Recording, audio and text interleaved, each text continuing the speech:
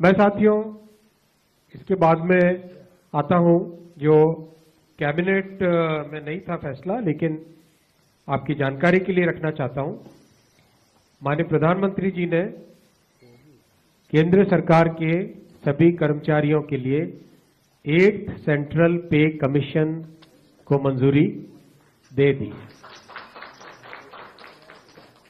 8th central पे commission आप सब जानते हैं 1947 से अब तक 7 पे कमीशन हुए हैं और प्रधानमंत्री जी ने एक रेगुलर रिदम के साथ पे कमीशन बनाने का जो एक संकल्प लिया है, उसके हिसाब से 2016 में लास्ट पे कमीशन 7th पे कमीशन स्टार्ट हुआ था, तो 2026 में इसका टर्म कंप्लीट होता है। उससे वेल बिफोर 2025 में 8th पे कमीशन स्टैब्लिश करने से सफिशिएंट टाइम मिलेगा so that the recommendations can be received well before the completion of the period of 7th pay commission.